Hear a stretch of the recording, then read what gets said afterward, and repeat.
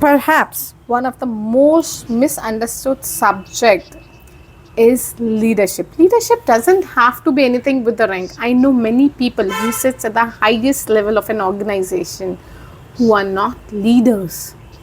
We do as they tell us because they have the authority over us, but we do not trust them and we do not follow them.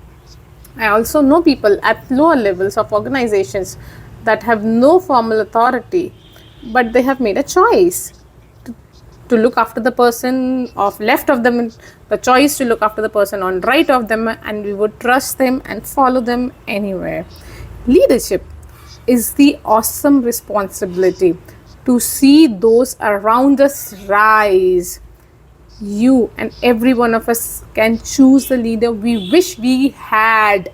We will lead our teams, we can lead our clients when we decide that we'll do everything in our power to see them rise, to see them achieve their aspirations and their dreams.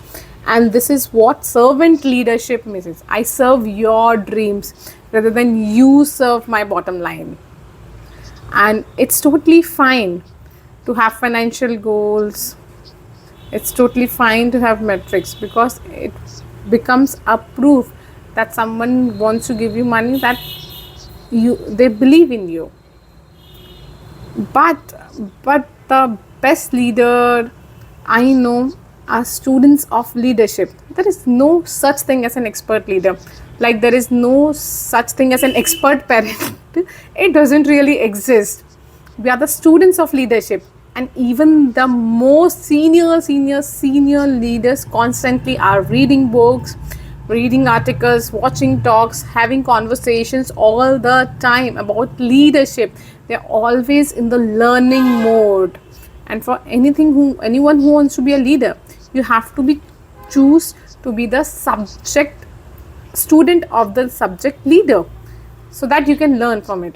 And some of the most ignored characteristic of the leadership is, and I know some leaders who don't have big visions and who are quiet and stand in the corner, but they all have courage. The courage to advance a vision, the courage to ignore a short-term ups and downs of the business, the courage to take risk on people, the courage to believe in people, the courage to speak truth to power, the courage to do the right thing and have integrity. I think courage is very undervalued characteristic of the leadership. Thank you.